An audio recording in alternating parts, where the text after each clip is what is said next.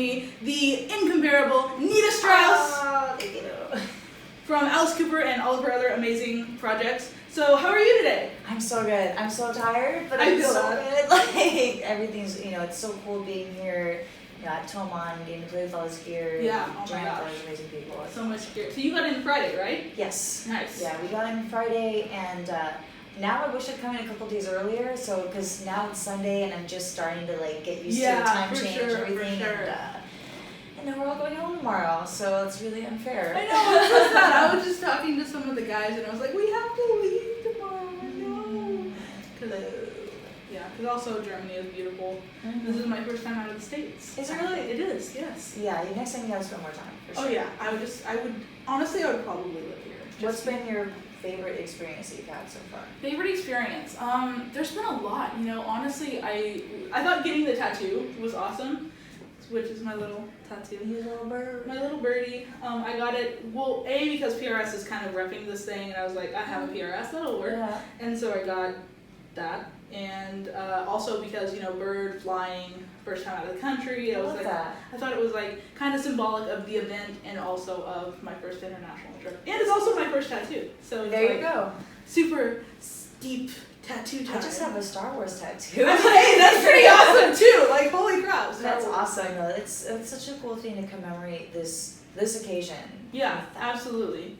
Congratulations. Oh, thank you. But no, and then getting to interview with, because I did a video with Ace from PRS, and then with Martina and Martin, and now with you. It's I'm actually talking to famous people and doing things. Well, these are your peers. Yeah. Oh my God. These are your peers. We're all just hanging out and talking. Yeah, exactly. And that's one of the things that I really love about the vibe of Gearhead University is that we're all just kind of hanging out and talking, and it's not oh my God, will you sign my notebook or something? It's very chill and relaxed. Colleagues. Yeah, exactly. So you have a new signature guitar. That's right. Yes, this is the Jiva. I am only a little bit obsessed with it. And before we're done, I'm gonna make you take it for a spin. Oh my God, I would love to. I've been making everybody take my guitar for a test drive because this is kind of it came out at NAMM 2018, and this is the first guitar that Ibanez has done for a female artist. Which the is first signature amazing. guitar for Yeah, a female for sure. artist. That's awesome. And hopefully the first of many. Yeah. Somebody's got to open the door and walk through it first. Of course, hopefully this leads to a whole bunch more. Mm-hmm. But it came out at NAMM 2018, and that was back in January. But this is the first time it's actually in people's hands that they can play it, and because this is the only one. I have the only one I've taken it out on tour. So this has been really cool getting everyone's feedback on it and hearing the specs and absolutely. stuff. So the quick gear nerd talks is the Berklee gear review, right? Of course. So it's a super high-end specs. It's got an ebony neck, mahogany body, quilted maple top. Ooh. These are my signature DiMarzio pickups. Hey, DiMarzio! I just got a deal with them actually. Oh my gosh, they're amazing. Yeah, they're, I love them so much. Huge shout out to the DiMarzio family. Yes, DiMarzio! So amazing, and they treat their artists so incredibly well. Oh yeah, they've been so. I've only made a few orders, but I got Gravity Storms for my PRS. That's what I was using until these. They're so good. And then I got a liquefier and a super distortion for my Charbel. Can't go wrong with a super distortion. No, it sounds so 80s, and I love it. It's great. I've never used a liquefier. What's your opinion? It's really I would think it would work really well in a bridge position as well as a neck position, especially for something more low gain. If you want more of a stratty tone more so. But I really like it because it gives you that clean punchy, but without being too dull. Yeah. Yeah, but definitely in the Charbel, which is a Strat style. Strat, it's super Strat. Got the Floyd. It really brings out a lot of the tone of the guitar. I love that. I think that's the one thing about DiMarzio pickups that I've always loved is, a lot of pickups that have an internal preamp or something. It's almost like speaking to a megaphone. Yeah. It distorts. Absolutely. Your pickups are is your voice. Exactly. The guitar is your instrument, the pickup is how it sounds. Yeah, absolutely. And DiMarzio doesn't clutter your sound at all. They're very transparent. They sound how they sound, where you can drop an active pickup into a $200 guitar and a $10,000 guitar, and it's going to make them sound the same. Exactly. Which is great. if that's what you want. Yeah, if you have a $200 guitar, it's great. If you have a $10,000 guitar, not so much. Yeah. That's not much. Yeah, exactly. So it's cool, and I like the DiMarzios too because they are that transparent. Yeah, of course. They really give your guitar that voice. And also, I put green ones in my pink Chevelle. Oh, so 80s. I love it! All the color options, and it's awesome. And then I got yellow sparkle knobs to put on it. So I call it my 80s Super Strat. You gotta show me a picture of I that. have one. I'll definitely show you. But. Yeah, please do. So these are DiMarzios. And basically, when I had my first conversation with them about the design of these pickups, I said, I want it to be as if a Deactivator and Evolution had a baby. And I was like, does that make... And then there was like this long pause on the phone. I was like, Deactivator and Evolution had a baby. And they're like... are they still there? They're like, yeah, we can do that. We can totally do that. So that was like... The first conversation was like 2 minutes. Okay. And then they built them and they sent me out. And from there, we actually went through, I think, 8 revisions, 8 or 9 revisions of the pickups. We went through 2 revisions of the guitar and 8 of the pickups. Oh, that's a lot of soldering. Yeah. Thankfully, I didn't have to do anything. Yeah. I love my techs. My tech, Brian Satia with Alice, he took care of all of that for me, and the guys at the LA Custom Shop. Okay, yeah. But so what I did was I was out on tour with Alice, and I had guitars with a bunch of different pickups, a bunch of different DiMarzios. I had the Deactivators, I had the Evos, I had the Gravity Storms, I had Tone Zone and an Aero Norton. Okay, yeah. And I had a the Ibanez Hot Grinder. One. So I was just like playing them all, and I was like, okay, I like this, I don't like that, I like that, I don't like this. I want to add a little more of that. You know, it's hard to really speak the pickup lingo and say, oh, I need a little more boost on the 4K. Like, yeah, I know, totally. I don't know. I totally feel that. So I just said, you know, thankfully the words that, you know, I was hearing you describe your pickups and the way I describe them, you need to sound more like a voice. It needs to sound more like wet. It needs to sound more dry. It's like these weird adjectives that can never describe a piece of plastic. Yeah, but, you know, somehow... It translates. It translates. If you say, I need something that sounds a little dirtier, I know exactly. What that means. So we came up with what I think is like the ideal pickup for this guitar. It's got sustain for days, super, super high output. You can roll off the volume and it's still got a ton of clarity. You know, you've got this really high...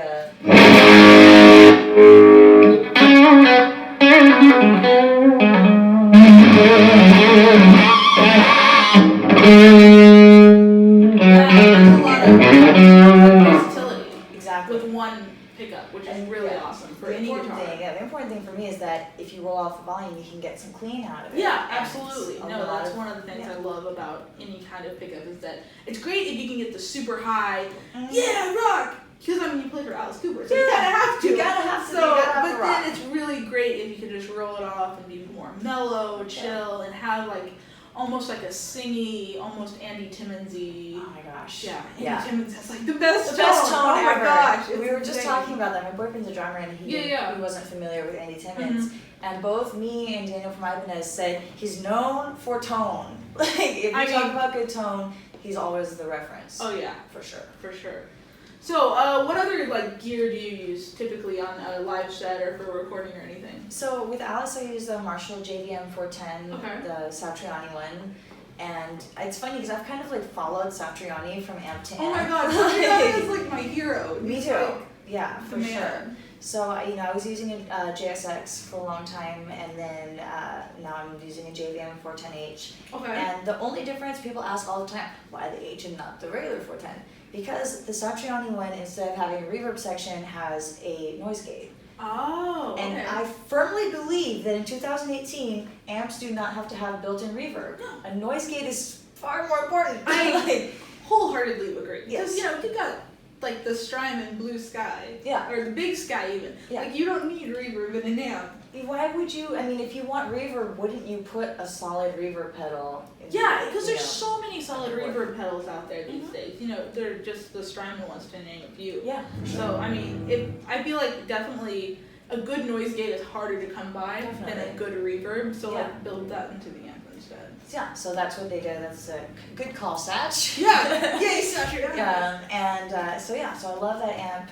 All my effects are running through a Rocktron Prophecy 2, controlled on the floor by MIDI board, and then another one in the back for Brian, who is my long-suffering tech, who not only does my soldering and my string changes, but also pushes some buttons for me on stage. That's always helpful. It is helpful, and I like the MIDI switchable effects because, as everyone who plays live shows knows, you know, when your solo is coming up, the last thing you want to have on your mind is, okay, got 2 bar solo, okay, noise gate off, delay, reverb, this, okay, Oh, and wait, 4, 3, 2, 1, boost, like, and it's like my boyfriend and I referred to it as tap dancing. Tap dancing, yeah, it's pedal like, dance. you're just yeah. like, It's awful. So no, I can't do it. No, it's, I don't. People who coordination. actually can do that, they need a medal or something. I completely agree, and I watch. I've been watching these guys here at TGU do it. And I'm just so impressed because that is one thing that I cannot do, especially when you're in a lab setting. It's about the audience. It's Absolutely. not about like if you're focusing too much on it's just like it takes you out of the moment. It does because you're like, okay, I have to be ready. But Yeah. even like something as like a switcher, like the Rocktron one you were talking about, or the Boss ones that are out, it's so like you just run everything in and then you just hit a few buttons and it's not like and it's done. Yeah. Yeah. Well, you know that I've been playing with that GT1000 that's over there, okay. and I've been using a GT100 forever. Yeah. But they have the GT1000 out now, and it has what's called 3D tone, Okay. which I had never heard of before, and it sounded like kind of like a buzzword, like Yeah. 3D tone. But then if you have a chance to go try it out there at Thomann in the gear room, you put the headphones on and you hear the way that they have the delay mixed. It's not just panned left and right, it's panned like surround sound. Oh, that's cool. How are they doing that? Oh my gosh. And it's just so trippy. So if you have a chance, if you guys have a chance to try out the GT1000, it's very cool. No, that sounds like cool little piece of epic gear. swag time. Big time. So swaggy. So swaggy. Yes. Yes. It's the first time I've ever said that word. Oh wow, no, my known catchphrase at Berklee is swag money party lit time. Swag, money, party, lit time. Yeah. I'm from LA, so that's like the most LA thing I've ever said. Really? It's so yeah. I just I'm from Oklahoma, so that's just like totally not. Well, if you come to where I live in Hollywood, that's just how people talk. So That's kind it's of not ironic at all. No, I don't know. I just came up with it one day and it just kind of stuck. I love it.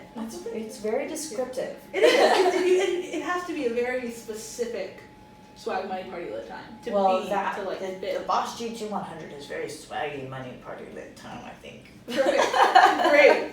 All right. So licks. What's Licks. your favorite lick of the moment, and will you teach it to me? So let's see. I'm trying to think of something that's more interesting than just the typical go-to stuff. One thing I like to do is obviously you know a lot more than I do about modes and about I would say so. But so one thing I like to do a lot is use legato and kind of do that kind of switch. I'm not going to teach you anything you don't know, but this is something I like. Hey, we're all learning here on the Berklee Gear Club. together. So one little lick I like to do is. So you go down just like that. So go down.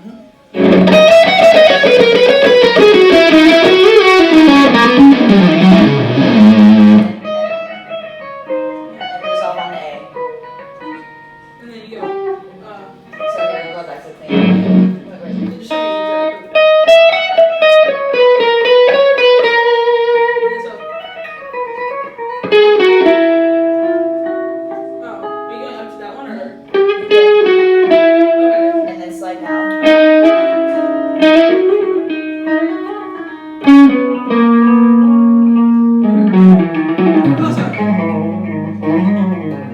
Exactly. And just variations of stuff you like can do the slide and I love variations on the legato because legato is my big thing because the flying the Blue Dream song it's ridiculous, but I really like the Randy Rhoads one that he always used to use and stuff like that. I do that all the time. That's my little go-to when I'm in A major. Oh, of course. We'll do a little blues jam in A major, maybe. Perfect. And drop down to that G, and it's like,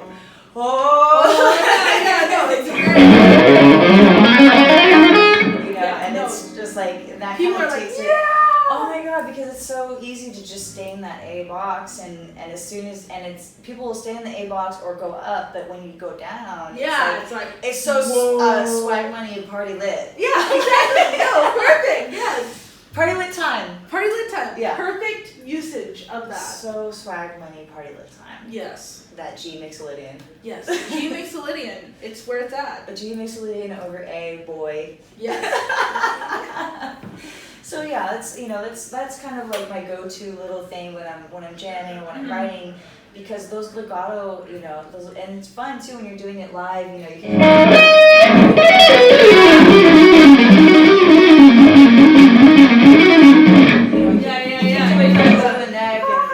And that's another one of those things where you get the wow factor from the audience. Oh yeah, absolutely. The real musicians are like, oh really? Yeah, but like the non-musicians are like, it's magic.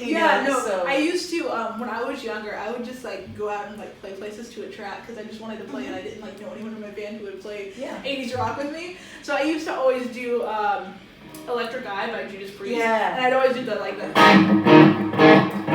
the crossover thing. I do it all the time. It's so obnoxious. fun. It's so great. Yes, no, it's totally something. But little things like that are, what separates showmen. If you look at Vi, if you look at George Lynch, if you look at old videos of Jason Becker, with that freaking yo-yo. Yeah. Have you ever tried to do a yo-yo while you play the guitar? What? Have you seen the video of Jason? I actually don't think I have seen that. Okay, if you look up Jason Becker yo-yo, then you'll see just like how, and he's doing this legato that's like nobody's business, and it's just like do-do-do-do-do, and then from legend has it that when Jason would get off stage, he would be like, annoyed. Sometimes you get off stage, you feel like you had a bad show. Yeah. And they're like, what's the problem? You played great. And they're like, it's So they're like, what's the problem? You played great. And he's like, I messed up the yo-yo trick. I was like, who cares about the yo-yo? Freaking Jason Becker. Jason Becker, you're so amazing with the sweeps forever. And he's like, I messed up the yo-yo trick.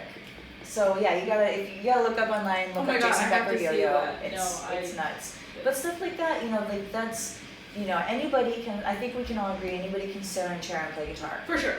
So it's the little things, all this stuff, all the guitar girls or whatever. Yeah. The performer from the guitar player. Absolutely, and I think that's a really important thing as far as if you want to do performance and if you want to tour and if you want to play with Alice Cooper or anybody else, you have to be a showman as well as a great guitar player. Definitely. For sure.